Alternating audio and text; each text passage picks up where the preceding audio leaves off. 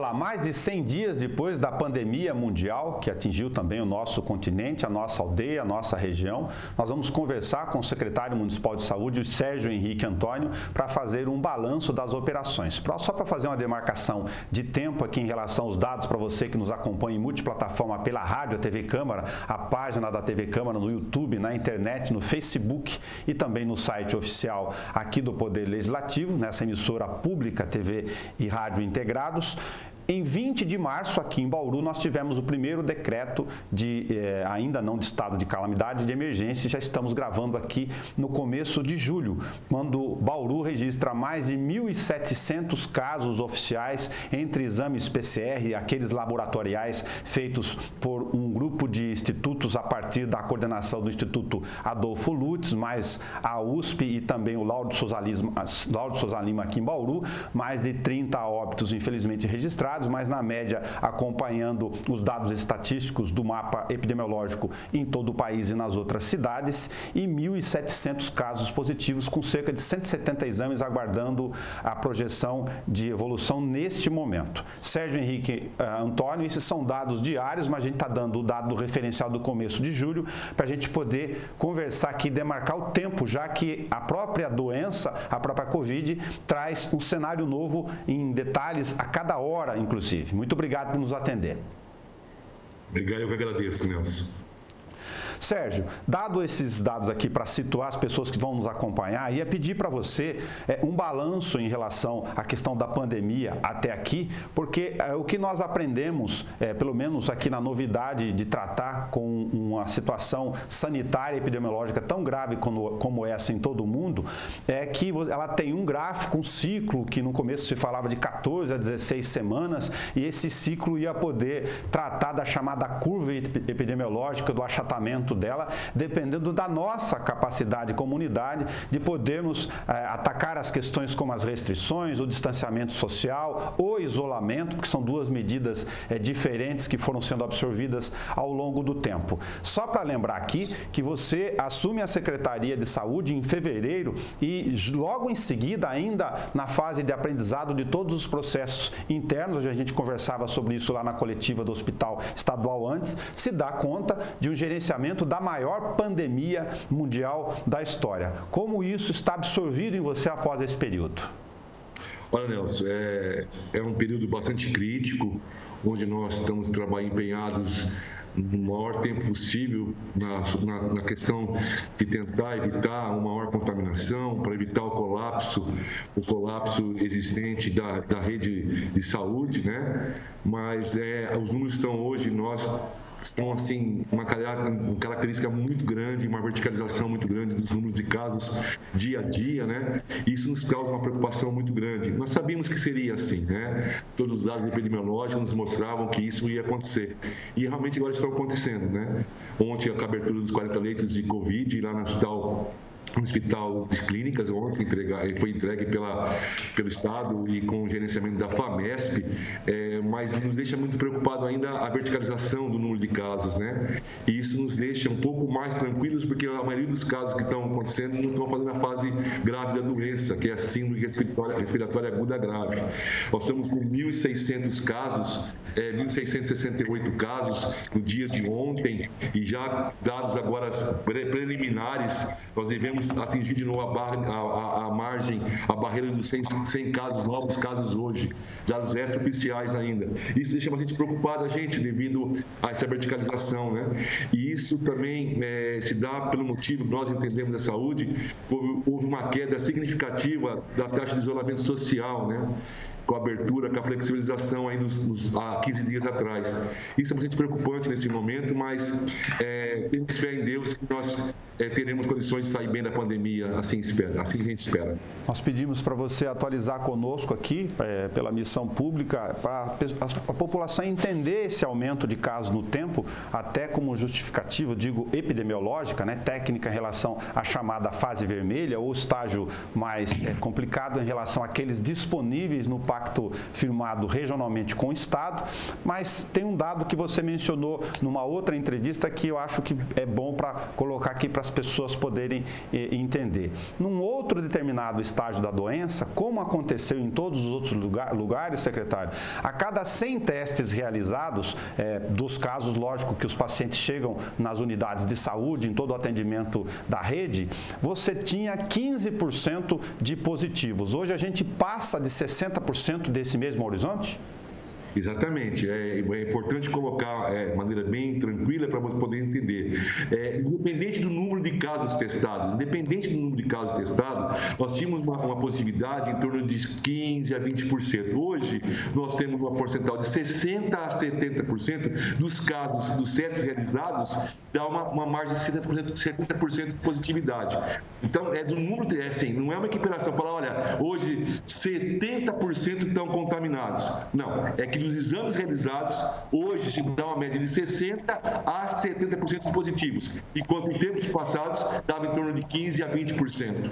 Esse dado é fundamental para reforçar com o secretário, porque infelizmente, enfim, por várias razões, o desconhecimento e uma parcela, infelizmente por má fé, tentou atribuir, quando da proximidade da fixação da fase vermelha, que sem julgamento sobre o conteúdo, de que teriam sido inflados os dados. O secretário está sendo bastante claro em relação ao percentual para o mesmo universo de amostragem.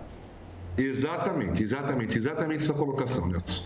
Se você tem 70% em média do número daqueles que são notificados fazendo o exame, para isso, você cita uma outra expressão para as pessoas entenderem. O que é a curva vertical aqui, embora isso seja uma linguagem própria do secretário que a gente já se habituou, mas para o público entender.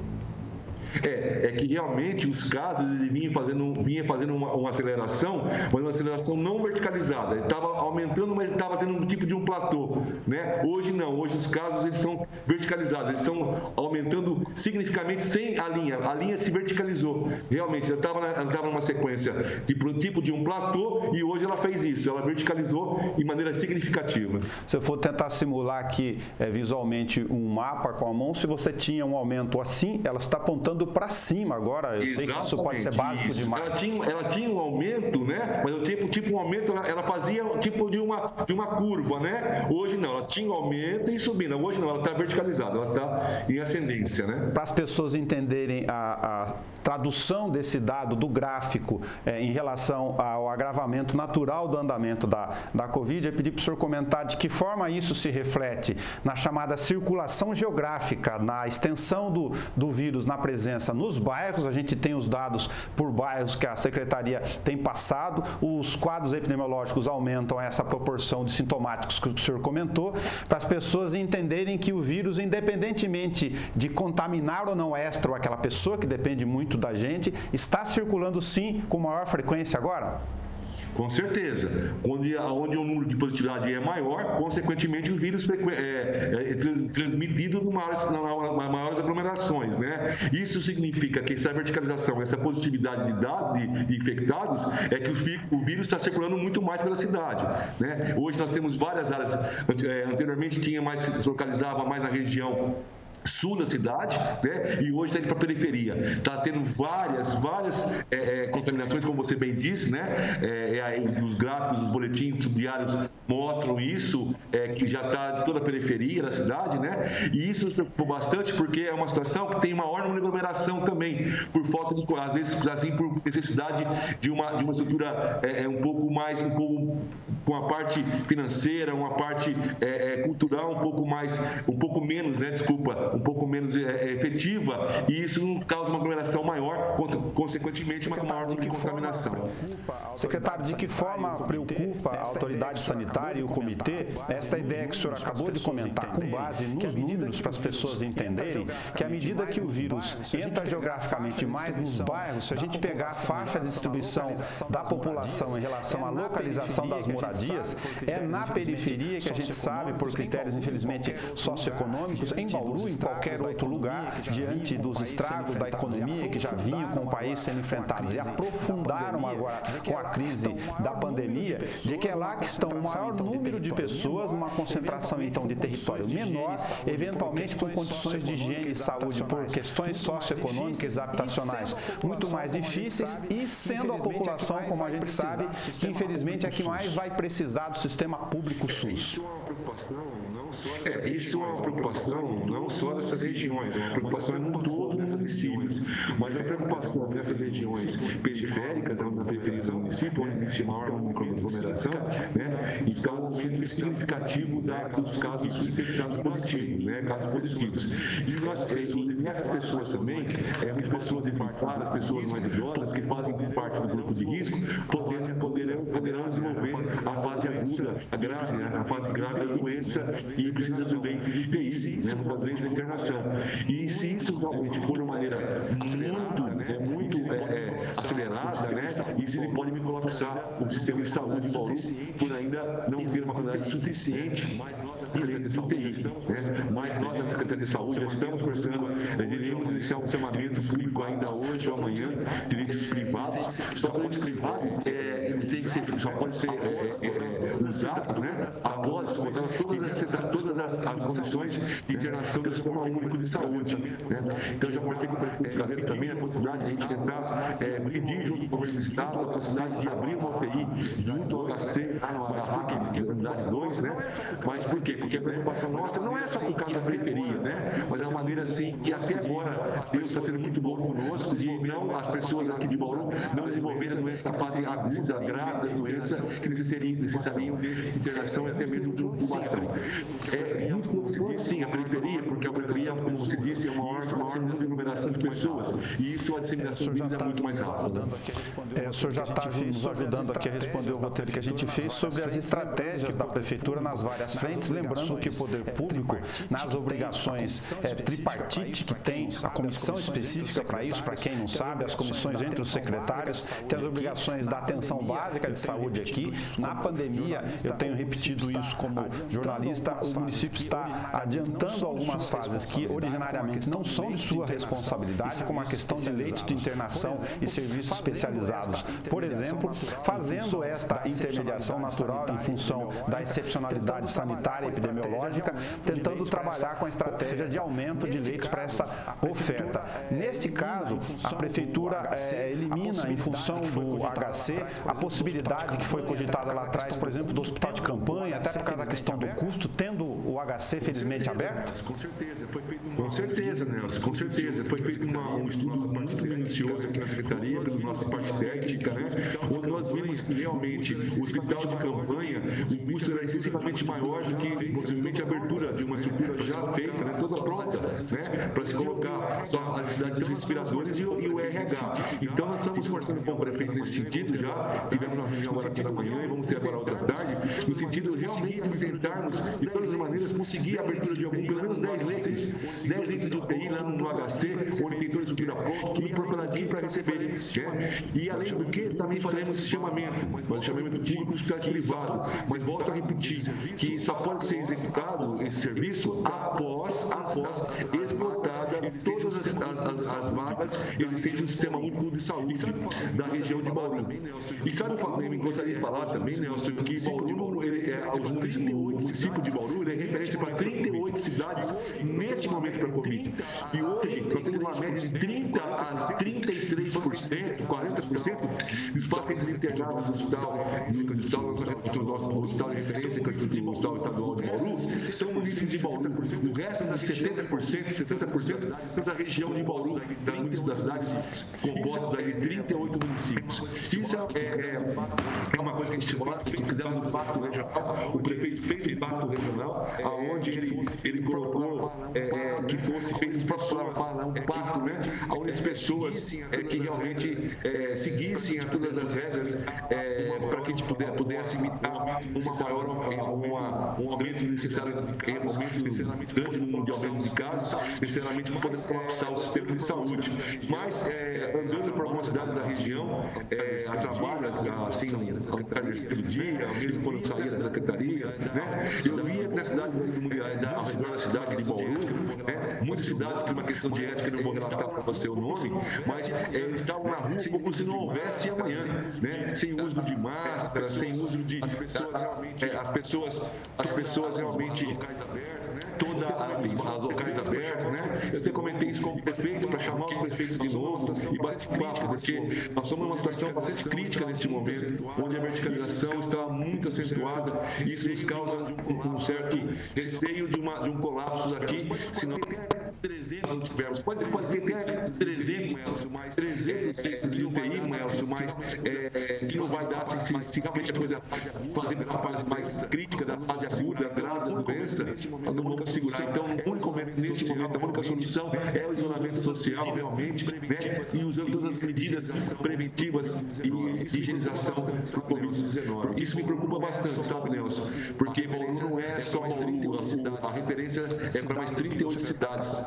Esse dado que o secretário está colocando é bastante interessante e relevante, porque você tem uma proporção regional aqui, que a princípio, na situação de pandemia, ela acaba tendo a sede diluída, mas para as pessoas entenderem, se você tem a Divisão Regional de Saúde, a diretoria, que é a DRS6, junto ao Hospital Estadual, referência para atender, nesse caso, o Covid, você tem cotas, a princípio, regionais por cidade. Quer dizer, a rigor, se você está usando uma média de 30% desse número de leitos ou disponibilidade de serviços, Bauru, aspas, teria efetivamente, se pensasse só na cota inicial, direito a uma outra proporção maior do que ela está sendo utilizada. Mas como o efeito é regional e os dados também são regionalizados para a disponibilidade de serviços do Estado, o que se tem na prática aqui não é questão de discriminar, mas identificar que a contribuição nesse momento dos municípios da região é muito maior do ponto de vista da distribuição desses casos, né, secretário? Com certeza. Lamentavelmente, mas nós estamos aqui, nós somos vizinhos, são cidades que também têm uma boa parceria com o município, então o secretário de saúde, mesmo os prefeitos, estão colaborando conosco bastante, mas o problema é que falta, né, falta a conscientização da população de uma maneira geral, né? Não são os prefeitos, são os secretários de saúde que estão incansavelmente trabalhando, procurando realmente conscientizar as pessoas do Covid, mas muitas pessoas não entendem que o Covid é uma doença que está aí e pode matar muitas pessoas. Isso, infelizmente, não só, né, nas cidades vizinhas, mas também no município de Bauru, a gente percebe muitas coisas acontecendo aí, desrespeitando todo o decreto, desrespeito não com o decreto, né? Eu falo que é desrespeito com a vida do próximo, né?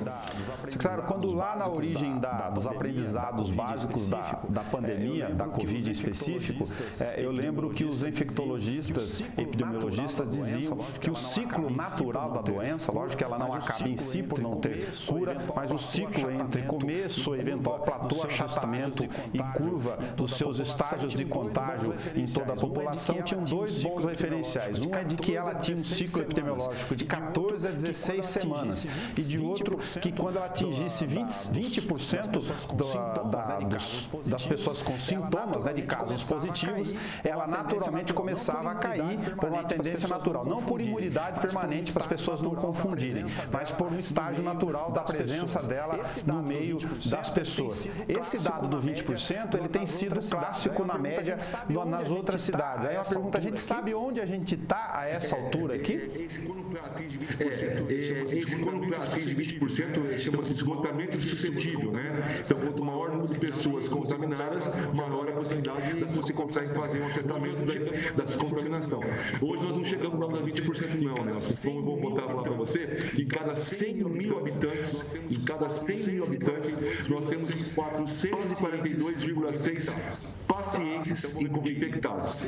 Tá? Então, vou repetir, em cada 100 mil habitantes, esse dado estatístico agora muito recente, agora pela manhã, de cada 100 mil habitantes de Bauru, nós temos 442,6 munícipes contaminados. Nós estamos muito além ainda de chegar aos 20%. Acredito até que não chega aos 20% aqui, viu, Nelson? Mas eu acredito até que a gente consiga, se a gente continuar e a população se conscientizar que realmente o isolamento social nesse momento é de extrema importância, né? Como foi toda a pandemia, como vai ser lá toda a pandemia, nós chegaremos aí a um platô dentro de algum tempo. Eu acho assim que, como está tendo uma verticalização grande dos casos infectados, acho que a gente não consegue fazer o esgotamento científico tão rápido, não. Mas se tiver o isolamento perfeito e as pessoas não desenvolvendo a doença na forma grave dela, eu acho que a gente vai sair bem dessa pandemia. Pelo menos eu peço a Deus todos os dias. Se a gente considerar o dado que eu dei de 14 a 16 semanas do ciclo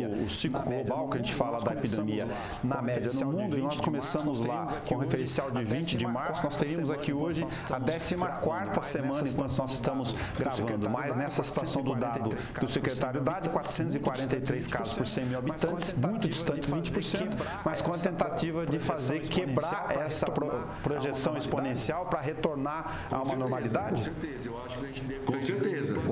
Eu acho que a gente deve estar entrando no platô, segundo os dados epidemiológicos, né, de 14 a 16 semanas, vamos próxima dela. A gente não vai chegar aos 20% que vai ser o esgotamento suscetível, a gente não chega com esses números em Bauru, mas a gente está tentando de maneiras de acenando a possibilidade de entrar num platô, né, é o que a gente mais espera, mas ainda não podemos dizer isso porque a gente está numa verticalização acentuada, como já disse anteriormente.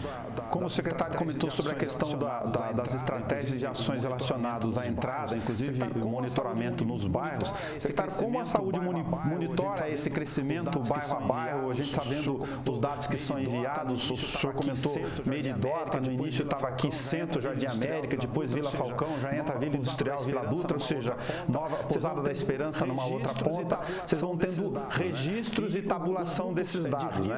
E os grupos de risco, como que a Secretaria de Bauru está olhando a identificação de onde estão os idosos, ou isso vai acompanhando de forma conjunta?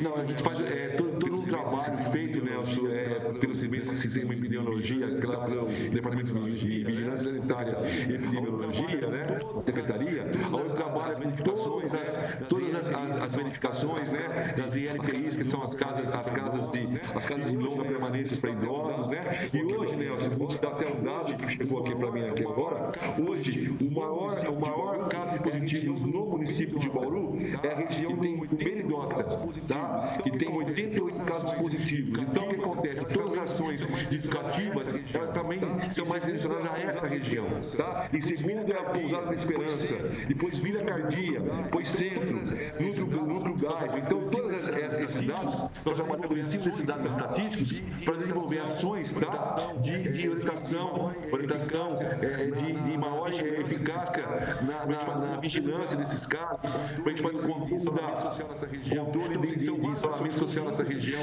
Então, assim, são várias ações conjuntas, sempre direcionadas mais àqueles bairros onde tem uma incidência de contaminação.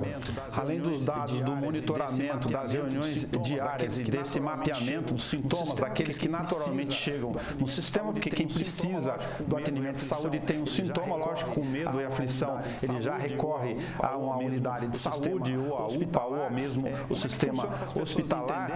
Como é que funciona para as pessoas entenderem uma outra ferramenta, secretário, que são chamados inquéritos sorológicos, o mapeamento dividido por estratificação social, inclusive por idade, sexo e localização de moradias, que deu, a gente conversava ontem sobre isso, deu um baixo índice, muito baixo, aliás, de positividade feito pela Universidade de Pelotas e pela Unesp, mas tem a dificuldade aí desse teste ter efetividade maior quando feito a partir do 11º dia, é isso? Exato. Os testes que foram realizados, tanto do que era sorológico da Unesp de Botucatu quanto ao teste da Universidade de Pelotas, são exames realmente positivos, mas dependendo, são eficazes, né? Mas dependendo da faixa dos dias de sintoma, se por acaso você for testar uma pessoa que for os 15 dias de sintoma, esse teste não apresenta uma fidelidade, não dá uma positividade tão positiva assim, porque ele é pouco sensível, né? A partir do 11º dia, todas as pessoas que tiverem a partir desse primeiro dia de sintomas, ele vai dar uma positividade, ele aumenta muito a confiabilidade do teste, né? Então, assim, mas é impossível você no inquérito sorológico perguntar, muitas vezes há uma falha de informação entre o paciente e o teste. Então, assim, eu falei para você, na segunda fase agora, que vai ter o da Unesp de Botucatu, tá? A gente vai tentar fazer a segunda fase agora do inquérito sorológico, com certeza vai ter uma possibilidade maior. Por quê? Porque existe uma verticalização dos casos, né? Mas esses testes, eles foram realizados e deram uma boa hoje uma baixa positividade, porque eu entendo assim que foi o período não foi correto, né? Houve uma divergência entre a positividade do exame, a eficácia do exame, quanto tempo de sintomas. Ou seja, quando tinha muito pouca circulação do vírus lá atrás, em algumas semanas, era natural que a dificuldade de identificar os 10 primeiros dias, primeiro que é aleatória, por amostragem, lógico, mas para as pessoas entenderem, há também um sentimento de desinformação e de, mas testa, no caso da Unesp, 1.400 pessoas, nós temos 370 mil habitantes, é para as pessoas entenderem, é um dado de amostragem científica parecido para as pessoas entenderem como uma pesquisa eleitoral, ele tem grande eficácia matemática, sim. Com certeza. Ainda mais assim, são aleatórias, mas vai testar 1.400 pessoas de 400 mil habitantes, né? Mas temos dados epidemiológicos que mostram toda uma matemática em cima disso aí. E isso que nos ampara, que nos dá o suporte dos dados epidemiológicos. Para ajudar, desculpe, para reforçar esse dado, eu fico sempre pensando na informação leiga, secretário, me perdoe a informação e ser repetitivo. O que o secretário está confirmando é que nesta nova fase de realização deste mesmo teste chamado inquérito sorológico, é de que como nós temos já a verticalização e o aumento significativo de registros, vai ser natural pela presença maior do vírus em mais gente nos bairros que ele apresenta um resultado melhor. Com certeza, exatamente isso. Houve um número de casos circulando, de vírus circulando, contaminando as pessoas.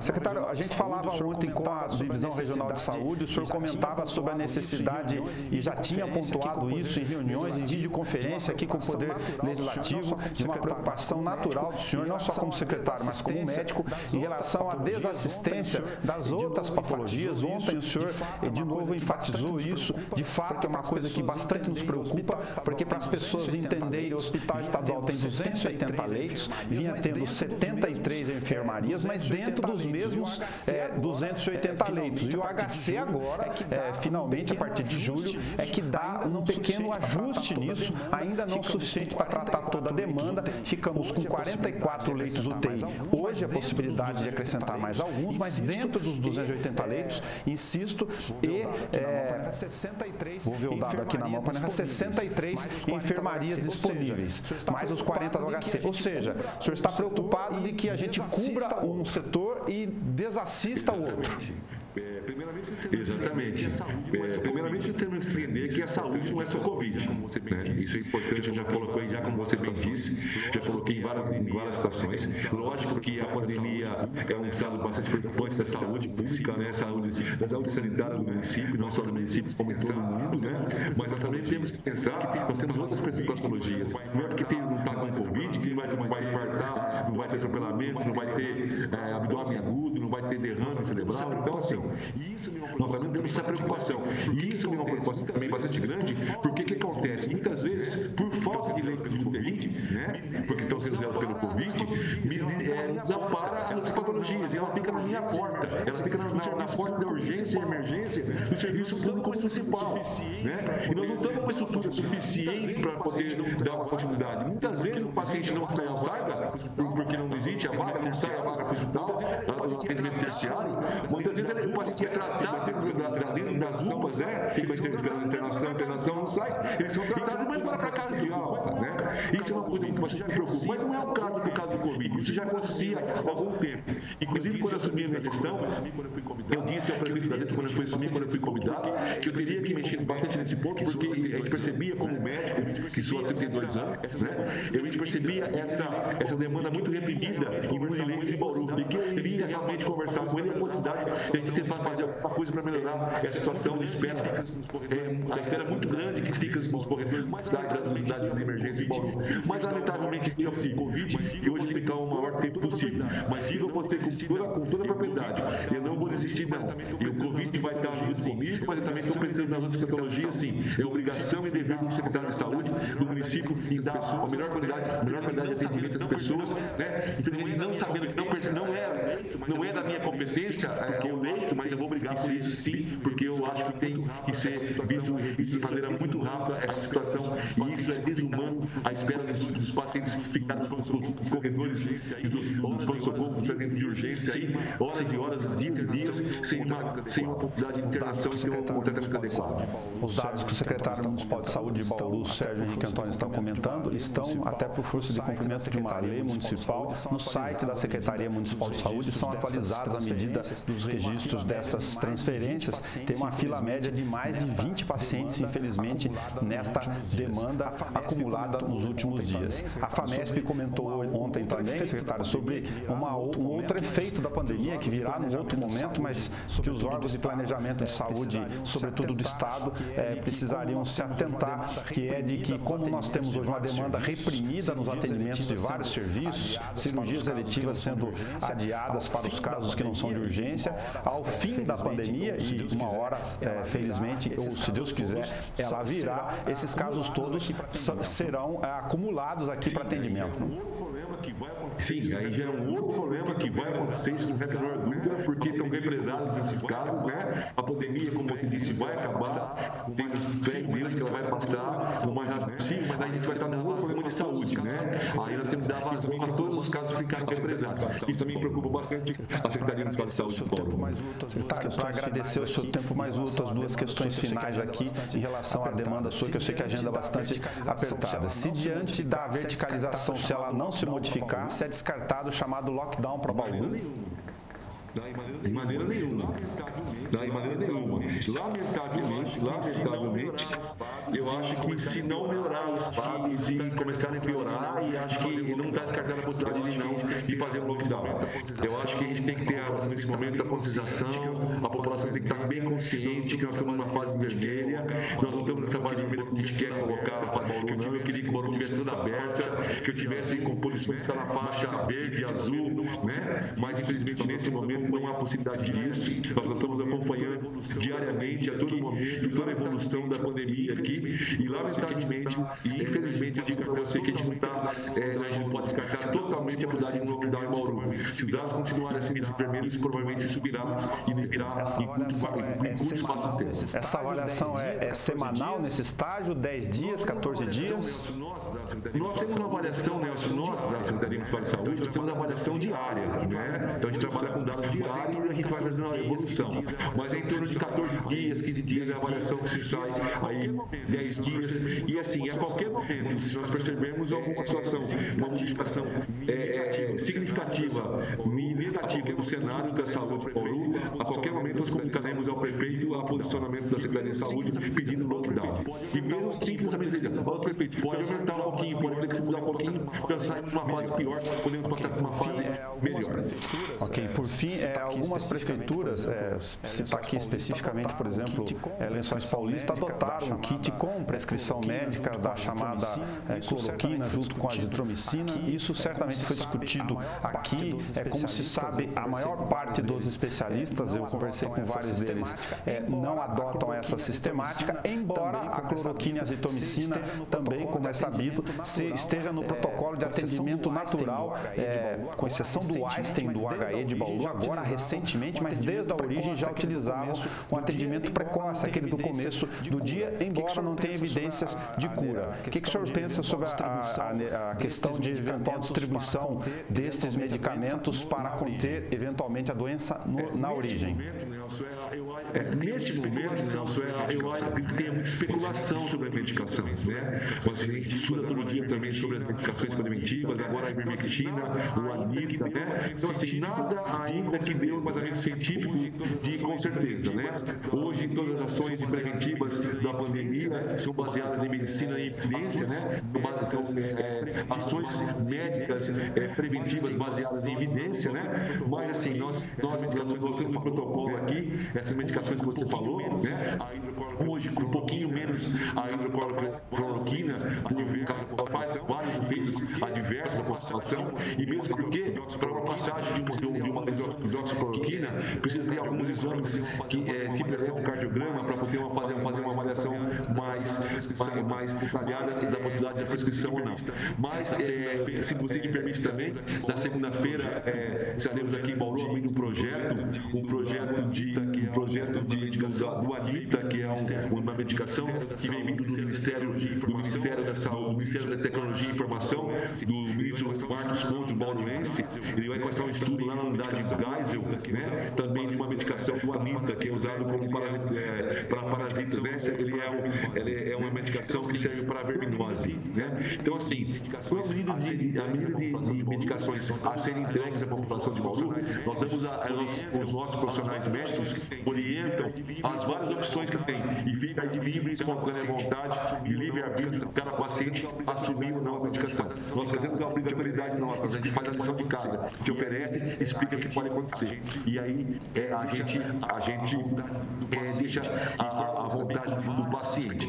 Informa o paciente por várias especulações, a cidade próxima do Sorocaba, o prefeito de lá faz esse kit também, com hidroxicloroquina, com bons resultados, outros lugares que tem ivermectina.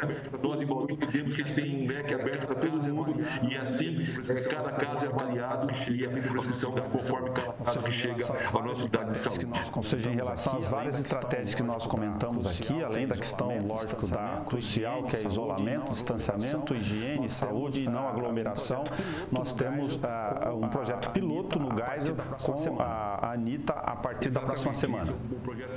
Exatamente, isso é um projeto já autorizado pelo Ministério da Saúde, em parceria com o Ministério da Tecnologia e Ciência, né? O ministro Marcos Pontes, né? Ele nos convidou para fazer parte desse projeto. Nós aceitamos, após a avaliação nossa também aqui da Secretaria Municipal de Saúde, e nós iniciaremos agora a partir do dia 6 esse projeto aqui em Bauru, com o tratamento também da Anita. Só para orientar as pessoas que vão nos ouvir pelo rádio e pela TV, secretário, para elas não correrem lá na unidade do Geisel para buscar o Anita, explicar como vai funcionar isso. São os pacientes sintomáticos que vão chegar lá, eles vão receber, pacientes sintomáticos, eles vão receber uma orientação e vão ser oferecidos a ele que eles participem desse projeto com todo o amparo médico e científico no uso dessa medicação, e essa medicação esse paciente vai ser acompanhado por 30 dias a evolução dele. É um projeto que está em estudo ainda, não adianta lá você buscar o remédio, que não é assim não, mesmo porque é um projeto. É um projeto científico de protocolo. Tá, muito obrigado. Exatamente isso. Tá, muito obrigado. Eu encerro aqui lamentando a ocorrência e a necessidade de projeto de lei que está em andamento no Poder Legislativo sobre a fixação de multa de R$15 mil para os organizadores de festas clandestinas e de R$500 para aqueles que participarem de festas. Isso vale também para as reuniões familiares e encontros religiosos que estão acontecendo em casas para tentar burlar a legislação. Tem até festa junina religiosa, infelizmente, acontecendo, secretário. Lamentavelmente, isso eu falei para você agora há pouco no nosso bate-papo, falta de conscientização, né? E nós entendemos também, nós estamos intensificando agora mais ainda a fiscalização e vamos punir realmente aqueles que não estão colaborando com a sua própria vida e com a vida do seu próximo. Nós vamos punir severamente dentro do decreto, dentro da lei, né? Porque realmente a gente percebe isso, uma quantidade imensa de festas clandestinas, tudo dentro da clandestinidade. Isso, o único prejudicado é a própria pessoa que está fazendo isso. Secretário Sérgio Henrique Antônio, muito obrigado por ter conversado conosco, atualizado aqui para a rádio, televisão, internet e multiplataforma. Cuide-se e vamos adiante. Amém. Obrigado, Nelson, mais uma vez pela oportunidade. Estaremos sempre à disposição para a gente fazer o nosso bate-papo. E muito obrigado por nos dar a oportunidade de colocar de maneira tão tranquila a nossa situação do futebol. Muito obrigado, Nelson. Obrigado. Essa é a obrigação nossa aqui em Rádio e Televisão Pública.